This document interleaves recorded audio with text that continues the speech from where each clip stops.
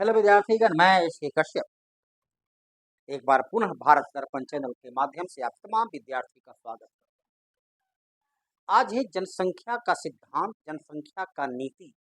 इस विषय को लेकर मैं आपके सामने आया हूं। जनसंख्या का आंकड़ा से जुड़ा हुआ प्रश्न तो तमाम विद्यार्थी भली भांति बना ही देते हैं या उसे याद रखते हैं, लेकिन जब जनसंख्या का सिद्धांत से जुड़ा हुआ प्रश्न देता है तो उसमें थोड़ी सी कठिनाइयां महसूस होती हैं। और जब आप एसएससी का एग्जाम देते हैं, जब आप बीपीएससी का एग्जाम देते हैं, तो जनसंख्या का सिद्धांत से जुड़ा हुआ प्रश्न आपके सामने आ जाता है। तो आज हम लोग इसी जनसंख्या का सिद्धांत और भारत की जनसंख्या नीति के बारे में अध्ययन करेंगे।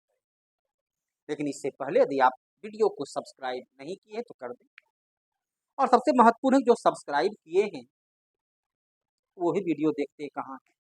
बात तो यहाँ पर ये भी है, बड़ा ही विचित्र अवस्था रखती है कि भाई विद्यार्थी के लिए बनाया जाता है और विद्यार्थी उसे देखते नहीं हैं, जो उनके लिए काफी लाभदायक है। न्यूनतम समय में, कम समय में मैं अधिकतम नॉलेज देता हूँ। चलिए, प्रश्न आपके सामने है, जनसंख्या का सिद्धांत। विश्व में सबसे पहले जनसंख्या का सिद्धांत 19वीं शताब्दी में, अभी चल रही है 21वीं शताब्दी, लगभग 1830, मतलब आज से लगभग 200 वर्ष पहले 19वीं शताब्दी में माल्थस, जो इंग्लैंड के विद्वान थे, उन्होंने इंग्लैंड की बढ़ती हुई जनसंख्या और वहां के संसाधनों का तुलनात्मक अध्ययन करते हुए जनसंख्या के प्रति लोगों में सजगता लाने के लिए, जागरूकता पैदा करने के लिए जनसंख्या का सिद्धांत प्रस्तुत किया। इन्होंने कहा किसी देश की जनसंख्या 25 वर्ष में दुगनी हो जाती है और यदि मानव कृत्रिम तरीके से जनसंख्या वृद्धि को नहीं रोकता है तो प्रकृति, नेचर, जनसंख्या वृद्धि को कंट्रोल कर लेती है। जो भूकंप, तूफान, महामारी, चलिए आज का ग्लोबल वार्मिंग इत्यादि, कोरोना, जो भी इसमें शामिल कर लीजिए। इसलिए इन्होंने जो सिद्धांत दिया कि किसी देश की जनसंख्या में जो वृद्धि होती है वह ज्यामितीय प्रणाली से, शुरू में तो थोड़ा धीमे बढ़ता है लेकिन बाद में बड़ी तीव्र गति से बढ़ना शुरू होता है, अर्थात 1, 2, 4, 8, 16, 32 की दर से बढ़ता है। और उसी समान अवधि में खाद्यान्न और अन्य आवश्यकता की पूर्ति में वृद्धि अंक गणितीय प्रणाली अर्थात 1, 2, 3, 4, 5 की दर से होती है। और इन दोनों के बीच जो फासला बढ़ता है उसे इन्होंने जनसंख्या का विस्फोट कहा। अर्थात किसी देश के आर्थिक संसाधन, खाद्यान्न संसाधन में वृद्धि अंक गणितीय प्रणाली 1, 2, 3, 4, 5 की दर से होती है और समान अवधि में जनसंख्या में वृद्धि ज्यामितीय प्रणाली अर्थात 1, 2, 4, 8, 16, 32 की दर से होती है। इस दोनों के अंतर को इन्होंने जनसंख्या का विस्फोट कहा। अब कुछ लोग इसकी आलोचना करते हैं कि भाई भारत में 1950-52 की अवस्था में हमारी जनसंख्या लगभग जो है 36 करोड़ से बढ़कर 1 अरब 36 करोड़ हो गया, तो हम 36 करोड़ को भोजन की सुविधा नहीं दे पा रहे थे और आज हम 140 करोड़ को भोजन देते, साथ ही निर्यात भी करते हैं।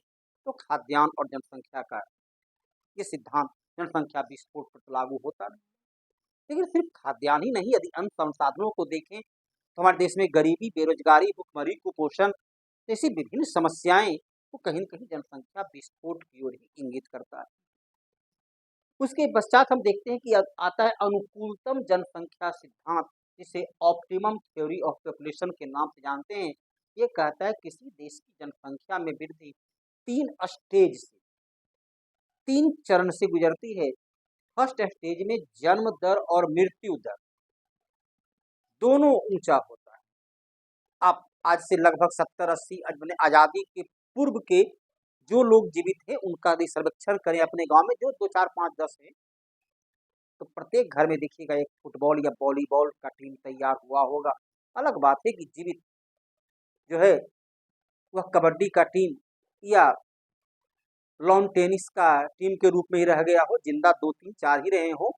अब देखिए शाहजहां, उस वक्त उसके पास जो भी संसाधन था, अधिकतम संसाधन उपलब्ध था, तमाम रिसोर्स उसके पास उपलब्ध थे, जो भी चिकित्सा पड़ती फिर भी उसकी प्रिय बेगम, जिसके लिए उसने ताजमहल का निर्माण कर दिया, उसकी प्रिय बेगम मुमताज महल अर्जुमंद बानो बेगम 14 बच्चे को जन्म दी थी, और 14 बच्चा में 7 बच्चा जन्म के बाद वो पहला बसंत नहीं देखा था, और 14वां बच्चा में स्वयं खुदा को प्यारा हो गई। जब राज परिवार में, जहाँ तमाम संसाधन, तमाम प्रकार की सुविधा है, तब तो 14 में 7 बच्चा पहला बसंत नहीं देख पाया, तो आम नागरिक का क्या होगा, अनुमान लगा सकते हैं। तो इस प्रकार से हम देखते हैं कि तब तमाम संसाधन के बावजूद भी जन्म दर अति ऊंचा था, बाल विवाह हो जाया करता था, और बच्चे की हर घर में आपने देखा होगा मदर इंडिया, चलिए बच्चे की फौज किस प्रकार से जमा हो रही थी। जब तक उस समझ में आई कि संसाधन और बच्चे, तब तक तो मालूम हुआ कि वॉलीबॉल टीम तैयार हो चुका है। तो इस संसाधनों के लिए इन्होंने कहा कि जन्म दर भी ऊंची होती है, मृत्यु दर भी ऊंची होती है। निमोनिया एक सामान्य बीमारी है, बच्चे को सर्दी खांसी हुआ तब चिकित्सीय सुविधा थी नहीं, निमोनिया हुआ पहला बसंत के पहले बच्चा भगवान को प्यारा हो गंगा लाभ को प्राप्त कर लिया। या पोलियो, खसरा, बहुत सारी बीमारियां हैं जिस पर अभी नियंत्रण स्थापित कर लिया गया। तो फर्स्ट स्टेज में कहता है जन्म दर भी ऊंचा होता है और मृत्यु दर भी ऊंचा होता है, इसके कारण जनसंख्या में वृद्धि लगभग नहीं होती है। अब देखिए भारत में 1911 में जब जनगणना किया गया तो देश की जनसंख्या 25 करोड़ 21 लाख थी, और जब 10 वर्ष के बाद 1921 में जनगणना किया गया तो जनसंख्या 25 करोड़ 13 लाख हो गई। मतलब जनसंख्या में 0.08% की कमी आ गई। तब आज से 100 वर्ष पहले, अभी कोरोना, तो तब जो है सो स्वाइन फ्लू आया था और करोड़ों लोग काल कबलित हो गए। प्लेग, ऐसी महामारी थी, गांव के गांव साफ हो जाते, लाश उठाने वाले के सामने संकट उत्पन्न था। जैसे कोरोना संकट में देखे कि लोग लाश नहीं उठाना चाहते थे, ऐसी स्थिति उस वक्त हो जाया करती थी। प्लेग हुआ या हैजा हुआ, ये सब बीमारियां जो थी गांव के गांव लोग साफ हो जाया करते थे, कॉलरा जिसे बोलते हैं। तो जन्म दर भी ऊंची, मृत्यु दर भी ऊंची, फलतः जनसंख्या में वृद्धि लगभग नहीं के बराबर। लेकिन सेकेंड स्टेज में विज्ञान चिकित्सा का विकास हो चुका होता है।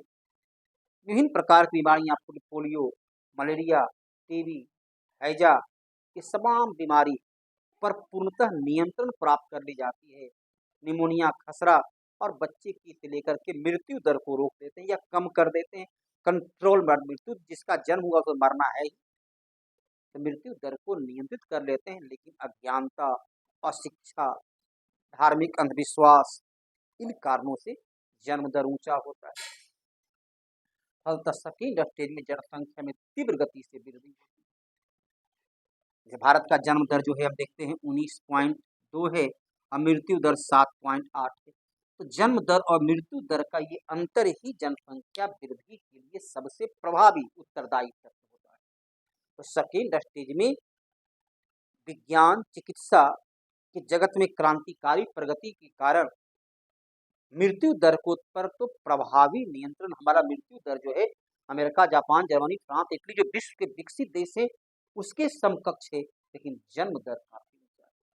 तो कहता है सेकेंड स्टेज में जनसंख्या में तीव्र गति से वृद्धि होती है, और फिर थर्ड स्टेज में जन्म दर और मृत्यु दर दोनों नियंत्रित हो जाती है।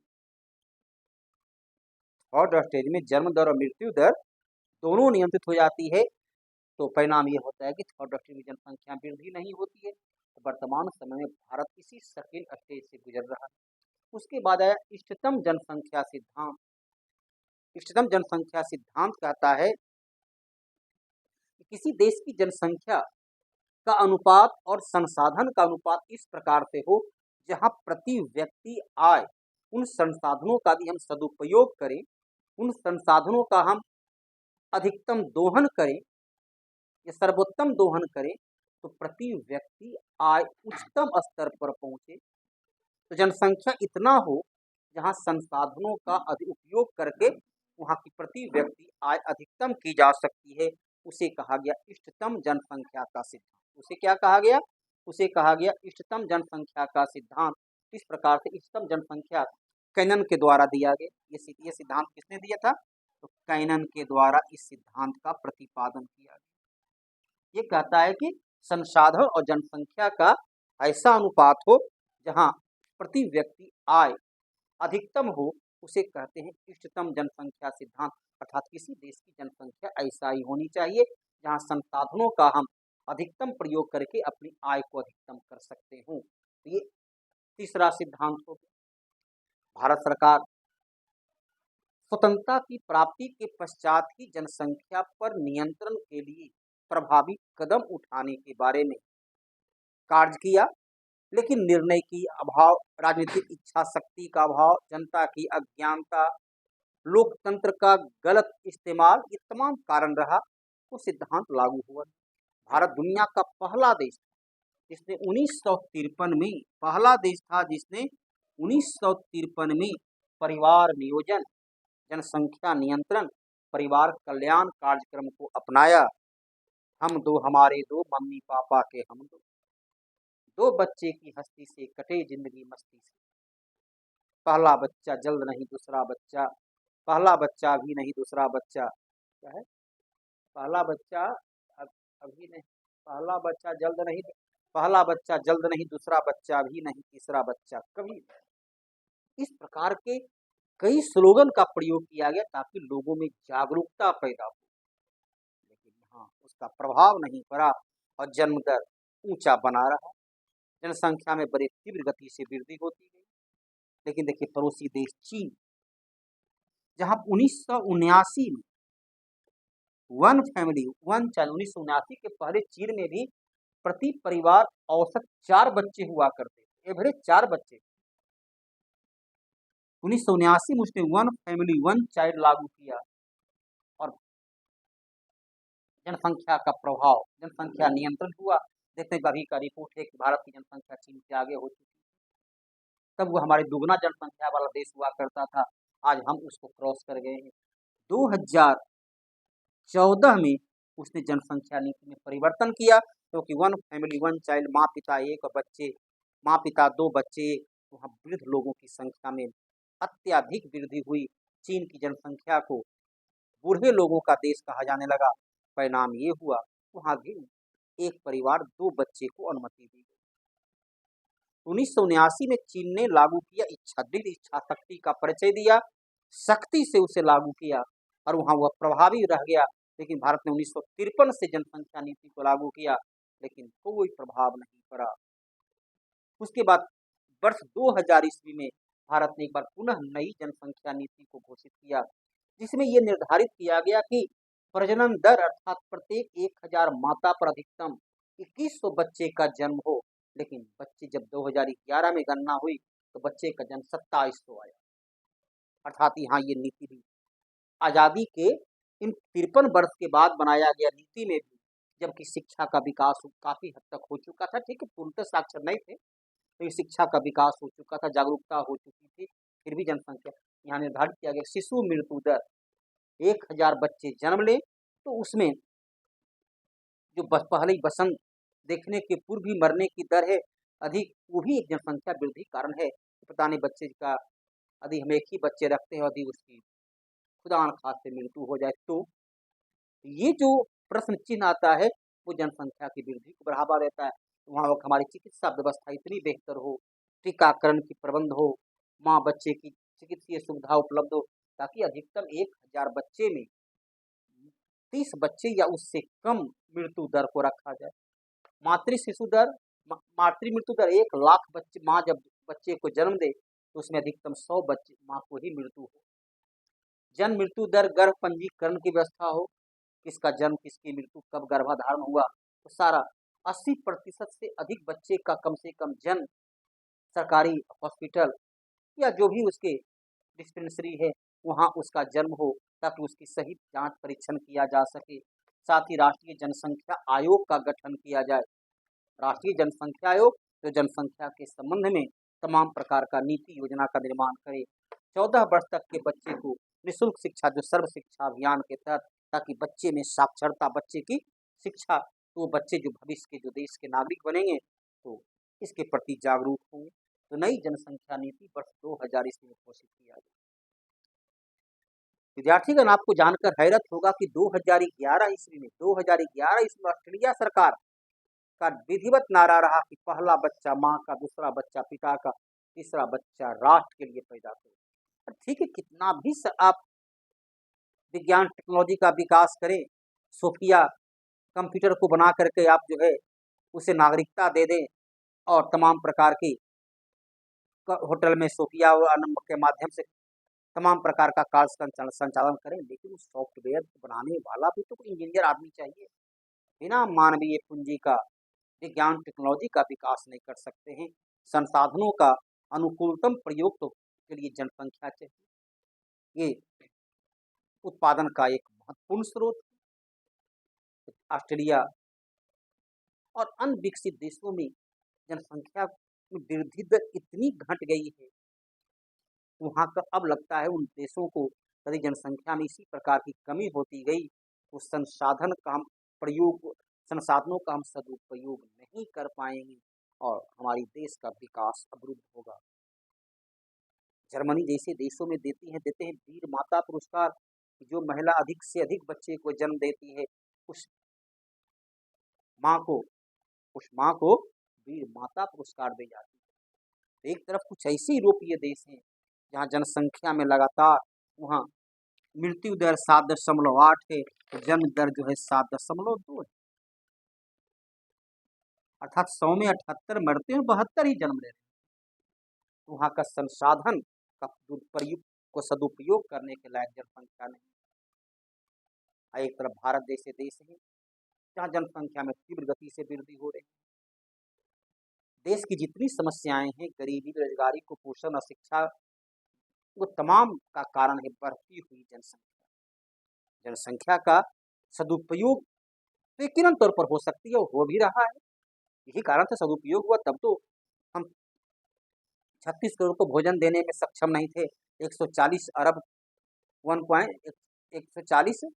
करोड़ को भोजन देने में सक्षम हो चुके हैं। तो संसाधनों का तो बेहतर प्रयोग हो रहा है, लेकिन अत्यधिक जनसंख्या के प्रभाव हमारे पास 2011 की जनगणना, क्योंकि 21 में जनगणना हुआ नहीं, अब 2025 में होगा।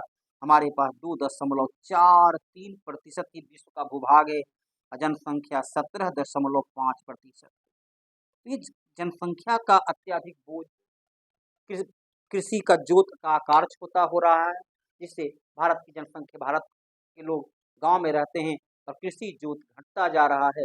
परिणाम होता है कि पूरा का पूरा भारतीय अर्थव्यवस्था का विकास प्रभावित हो जाती है।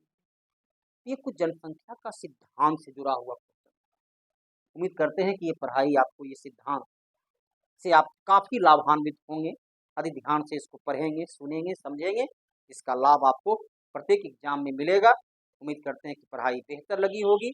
यदि ऐसा है तो आप इसको क्या करना है, सब्सक्राइब करना है। धन्यवाद।